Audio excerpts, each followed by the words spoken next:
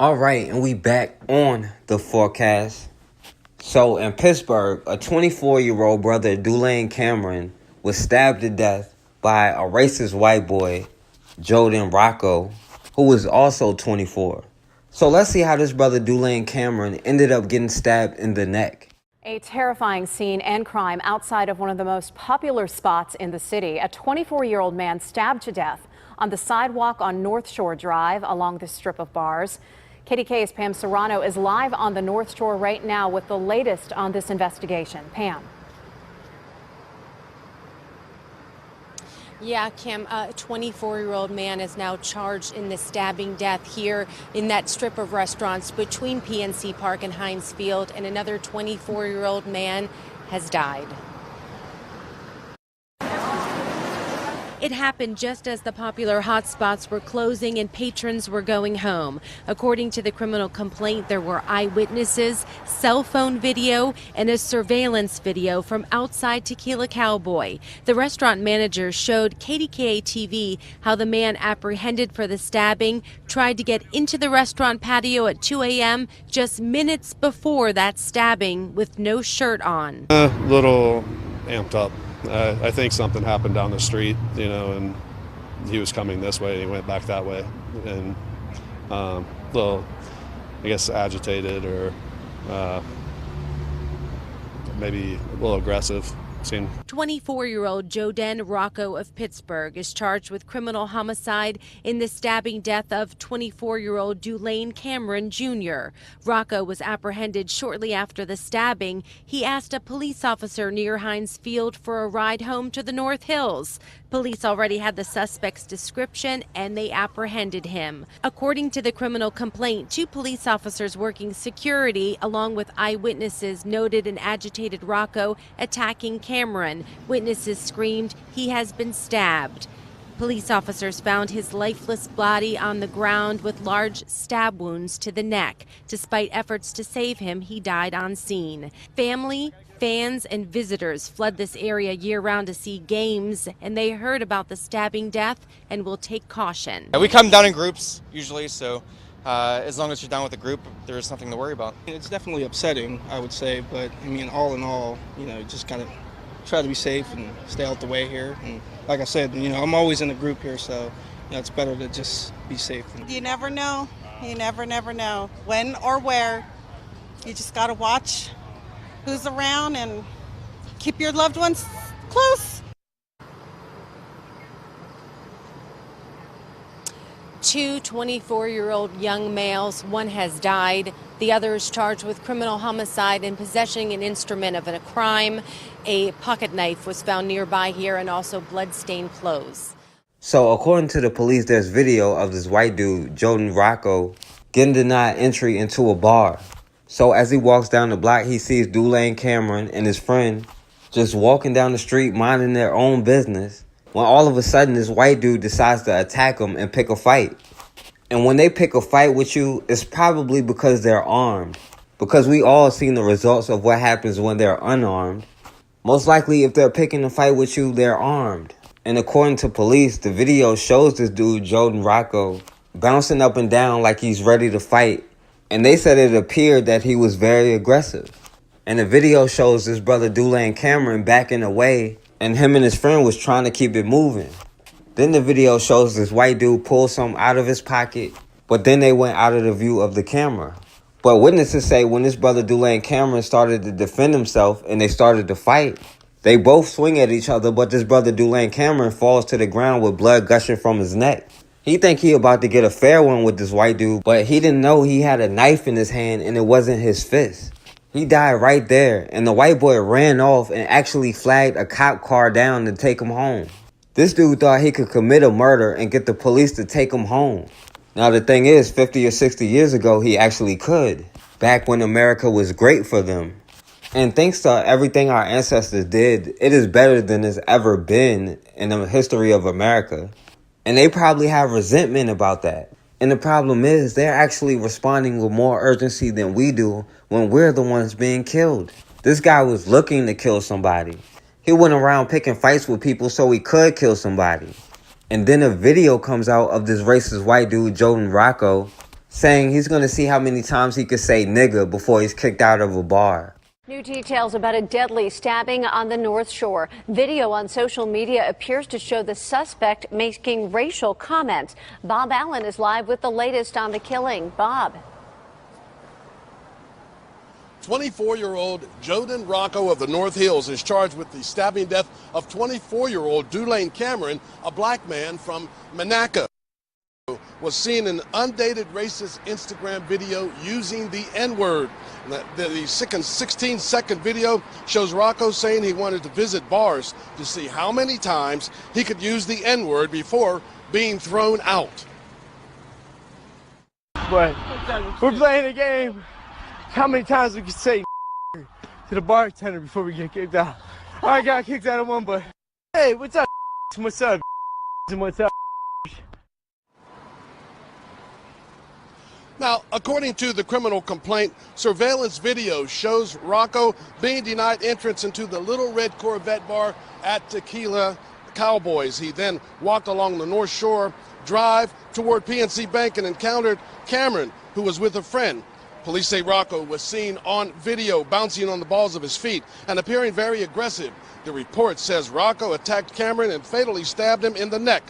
He was then seen hiding in the bushes and later taken into custody after he tried to flag down an officer for a ride to the North Hills.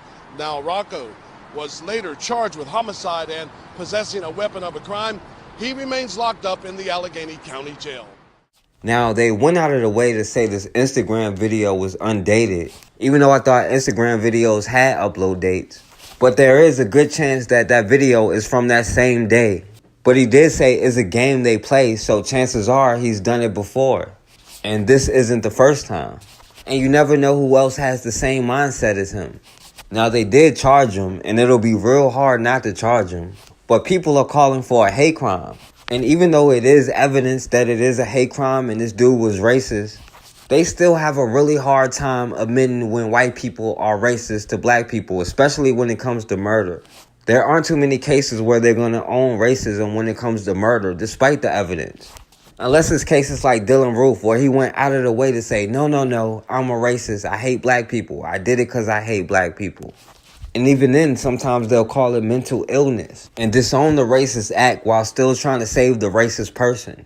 Now, even though a lot of people are calling for a hate crime and calling it what it is, of all the people in the world, his father, Dulane Cameron Sr., said this racist that killed his son out of hate has his forgiveness. New details on a fatal stabbing on Pittsburgh's North Shore. Police say they found a racist rant on the suspect's Instagram page. Tonight, family members are reacting. Bob Allen's live tonight with the details. Bob. Well, the victim was walking here on North Shore Drive with a friend over the weekend when he had that fatal encounter. His family is calling it a terrible hate crime. 24-year-old Joden Rocco of the North Hills announced his racist plan in an undated Instagram video. He was going to bars to see how many times he could use the N-word before the bartender threw him out. We're playing a game. How many times we can say to the bartender before we get kicked out? The family of Dulane Cameron, the man he's accused of murdering, wonders why all the hate. Just seeing him and the little piece they had with him talking about going to bars and what he was going to do. Somebody had to learn that from somewhere. He was not doing anything to anybody.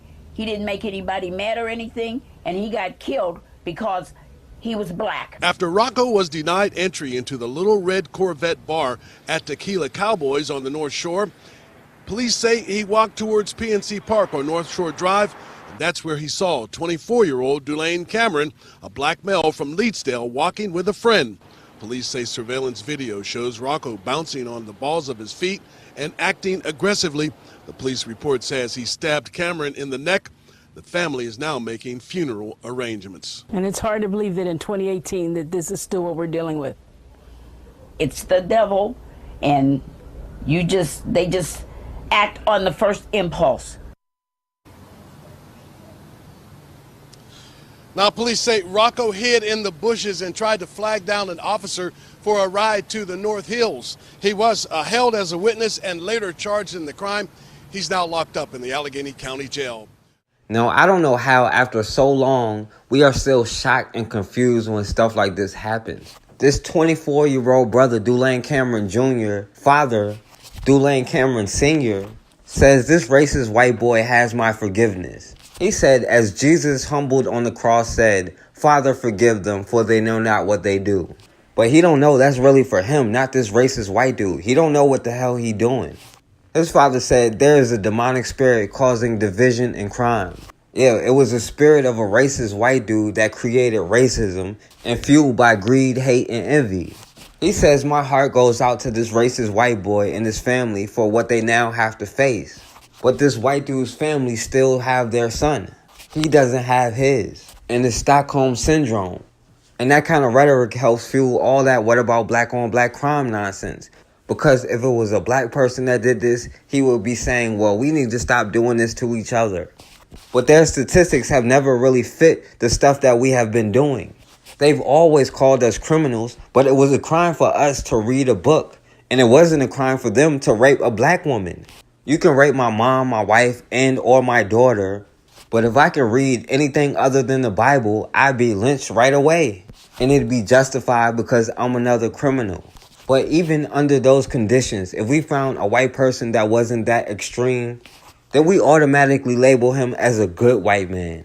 This master don't treat us as bad as the last master. All we need is a few nice words, and hundreds of years of history is wiped clean until they do something else.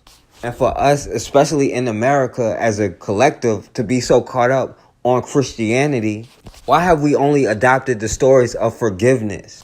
It's interesting we only learn turning the other cheek in forgiveness from Christianity and not the other parts of it. And then when they violate our children, we sit there and cry and all we can do is record it. But if they say, I'm sorry I was being mean to you, and if you accept the ways of the Englishmen, they just might accept you until you find out they never will. They don't respond with the urgency you ask for until it's time for them to maintain the position they're in. We have to respond with more urgency than they do to get out of the position we're in. And until we do that and put aside our tribalism and learn how to be on code, then whatever they say doesn't even matter. Then we'll continue to be in the same position. 54-year-old Ray Hyde worked in the meat department at the Santa Clara Safeway. It's across the street from Central Park, where Hyde's body was found near the duck pond on Friday. There was no obvious sign of trauma in the way of no gunshot wound or no knife sticking out of him, anything like that. But there was things at the scene that our investigators were concerned about. A coroner confirmed their suspicions, and on Tuesday, officers arrested Hyde's co-worker, 25-year-old Gage McCartney. Investigators say they're still working on gathering information, so details won't be released until after his arraignment on Friday. Until then, those who knew Hyde will be wondering. The single father of three was an active and beloved member of Cathedral of Faith in San Jose. Who would want to hurt him? He was a very good man to everybody. He was so nice and sweet and very humble. My son's come home again. Hyde sang at church often, well known for his powerful voice. He had a magnificent vocal talent, able to move people's hearts closer to God when he would sing. That's the type of person he was. Police say despite McCartney's arrest, they still need the public's help. There is a time gap that we're trying to fill, and so we're asking anybody in the public if they've seen anything, if they've seen these two individuals. Y'all see this, right?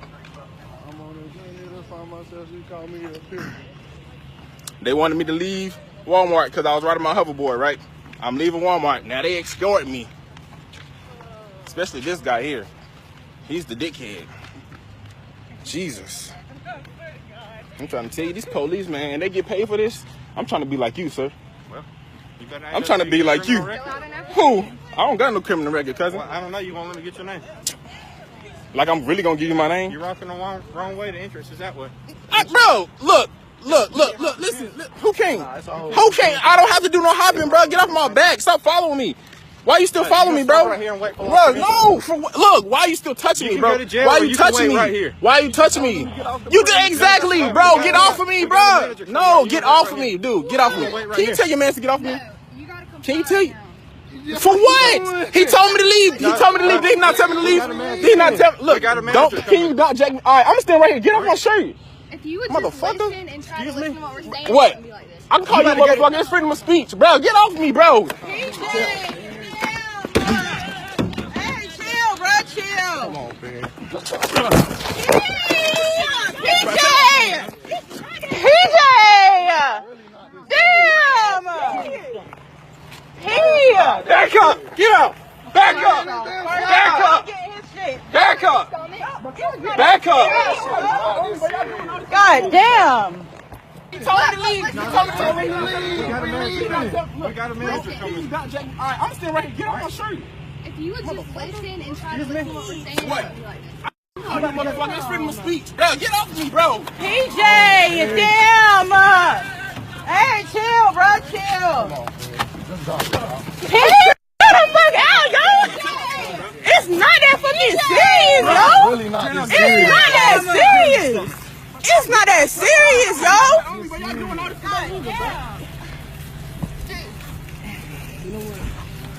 Over because he riding a hoverboard? In the store? Police brutality. Please report this shit. Police brutality, bro. Hey, what's your name? What's your badge number, bro? Hey, what's your name? What's your badge number, bro? No. What is your badge? What's your name? What's your badge number, bro? His name. He was supposed to. Hey, don't make these cuffs too tight, either, bro. Are you talking now? Don't make the cuffs too tight. Don't make the cuffs cuffs too tight, please. You need to be able to put your finger through that wrist, that cuff. All right. You're doing the fucking most, bruh. Overrun a hoverboard in the store? A college student visiting Santa Fe says he was racially profiled by a convenience store clerk who was caught on camera calling the cops, saying she wanted the student out of the store because he was arrogant and black. News 13's Chris McKee spoke to that man it happened to and shows you the video. There's nothing right about this, and there's nothing right to call the police on someone just because of their skin tone. It's what 22-year-old Jordan McDowell experienced while buying snacks inside a Santa Fe Allsups on Cerrillos. The first thing that popped in my mind absolutely was just discrimination. Recorded on cell phone video, Not run him out of the store right now. an employee called police to kick Jordan out and said this. He's just being arrogant because he's black. Oh, so I'm arrogant because I'm black? In that moment, only thing I felt at the small moment was rage.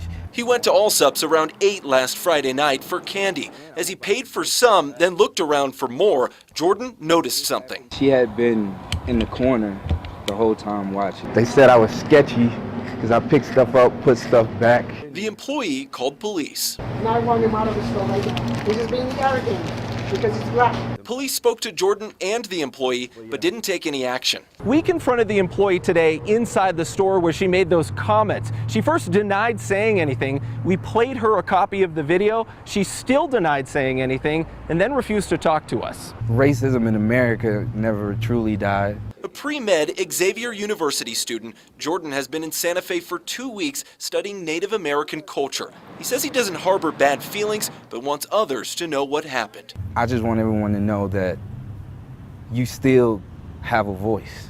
You still can speak up, you still can do your part, and that's along with what I'm going to continue to do. Chris McKee, KRQE News 13. Allsups corporate offices didn't respond for comment tonight, but a store manager said the comments the employee made were not acceptable.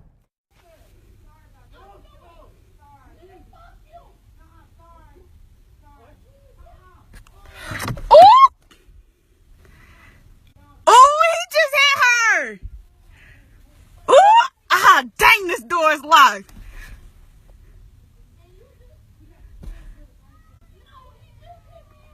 She bleeding. No. It's a fact.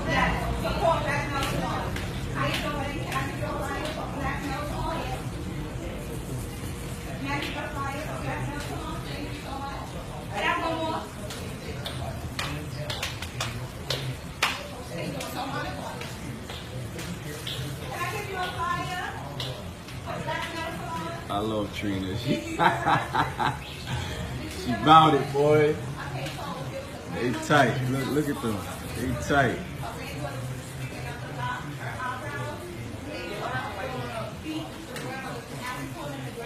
Sweetheart. Did you get a flyer? Take this, support black nail technicians, all right? Especially in light of what just happened, there's some locations right there. You could go and support some black nail technicians, all right? Let this be your last dollars you give these people. He's definitely a con artist. It's a News 5 exclusive. A local church pastor with ties to President Trump now accused of walking out on the lease on this $2 million home. At issue is the back rent owed on the Solon house Pastor Darrell Scott called home for 6 years. News 5's Derek Waller is live for us outside Scott's New Spirit Revival Church in Cleveland Heights. And Derek, the church apparently paid for that home. Well, that's what this lawsuit claims, Robin. We're talking about $10,000 a month in rent paid out in weekly installments. But the landlord says Scott stopped paying up, so now he's suing. I'm really in a tough situation. Mana Argawal's sprawling 14,000 square foot Solon house boasts a 500 square foot master bath, cavernous walk-in closets, and 8 fireplaces. Getting into the dining room here. It's empty now because Argawal says Darrell and Belinda Scott weren't making payments on time. Facing eviction, he says they moved out so quickly last summer, the couple left extensive damage in the basement, and the alarm system they had installed is still chirping. So you're saying he owes you $563,000 based on the time that he spent living here, right, not even including actually purchasing the house? That's correct, yes. Argawal says it was a lease-to-own deal hashed out in 2010 out of desperation because of the slow economy. This handwritten agreement signed by the Scotts shows they were making weekly rent payments. I've never heard of that before. Why is he paying for this weekly? Because he get collection from the church. That's the reason. So he's basically living week to week. Yeah, that's right, yeah. In text messages to Argawal, Scott concedes his numbers are down at the church daycare, and he's driving a 9-year-old car, adding, "I don't live lavishly." Is this lavish living to you? Of course it is. And what did you abuse? Scott, who rose to prominence for his early support of Donald Trump's presidential campaign, has turned down multiple requests for an on-camera interview. But in a text message, he called this a fake lawsuit. He says it's a fake lawsuit. He says it's going to get thrown out. Well, we'll see. I mean, we'll see. My attorney feels that this is like a 110% guaranteed. And in a series of Twitter messages tonight, I can tell you that Scott criticized me for even asking about this, still refusing to appear on camera. Pre-trial for this is not happening until May. In the meantime, that house sits vacant, and Argawal says he can't do anything with it until this trial gets wrapped up. Recently, Georgia sheriff's deputy had pulled in a guy named Matthew Ajibade, okay? Now, they were investigating him on charges of domestic violence. They brought him in, and his family says that he has bipolar disorder, so he kind of flipped out, and they had to handcuff him. So far, there's nothing wrong with this story. Cops got to go. They want to make sure that nobody gets hurt in the domestic violence issue. They bring him in. They got to handcuff him. No problem, right? So, and then they wound up handcuffing him and shackling his feet as well. So, okay, if they think they have to do that. So far, again, not that big a deal. Then they tasered him until he died. So now that's where we pick up the story. A former Georgia sheriff's deputy convicted of using a stun gun on a restrained detainee who later died alone in his cell was sentenced on Friday to 1 month in jail and 3 years probation. So here they actually did try him, and he got 1 month for killing the guy. 1 month. 1 month. Do black lives really matter? Oh, yeah, of course black lives matter. Oh, cop lives matter. No, cop lives matter a lot. Apparently that kid's life was worth 1 month in jail, but it's about to get worse. First, let me describe to you how he died. A video later released showed Kenny, that's the officer involved, shocked Ajibade 4 times with a taser while the Nigerian man's hands and feet were shackled. A local coroner ruled the student's death a homicide by blunt force trauma. By the way, he was 21 years old, okay, studying here in the U.S. They shocked him and shocked him and shocked him while he was shackled. What does that remind you of, by the way? Okay. Oh, right, of course. He's black, and they shackled him, and they hit him with a bullwhip, a taser, until he died. Now, here's the part where it gets worse in terms of the punishment the cop is receiving. His conviction for cruelty of an inmate carried jail time for up to 3 years. But significantly shorter jail time was not the only way Chatham County Superior Court Judge James Bass issued a more lenient sentence.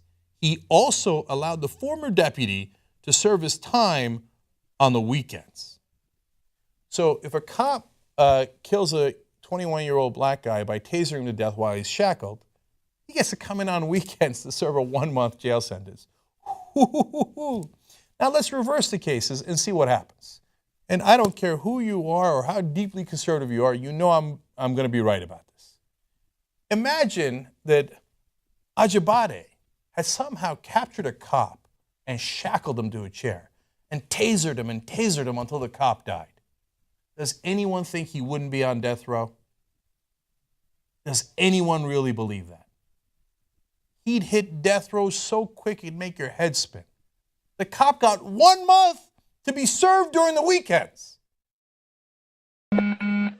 Video shows Superior Police Sergeant Anthony Duran switching on his department-issued body camera and angling it toward himself. The video shows him wearing his uniform, sitting at his desk, having sex with a woman. A report from the Pinal County Sheriff's Office reveals that video saved in a folder on Duran's desktop titled Fun Time, alongside 36 gigabytes of more pornographic videos, as well as nude photos Duran appeared to take of himself. Investigators also discovering naked pictures of an underage girl in the same folder. The sergeant, viewing the images, writing in his report, "The images and the fact they were intersected with pictures of sexual situations caused me to physically react with shaking hands and upset stomach." PCSO later discovering the images are of Duran's daughter. The Pinal County Attorney's Office not charging Duran with a crime, but the report concluding there is suspicion that some grooming behavior may be present. 12 News learning Duran previously worked for the Pima County Sheriff's Department, which also conducted an internal investigation. In that case, Duran accused of having inappropriate contact with a woman while on duty in his uniform in his patrol car. Duran's peace officer certification then suspended for 6 months in July of 2013. Why are you blocking me in? Okay, what does that have to do with you? Move your fucking car. It's fucking raining. No, you need to move.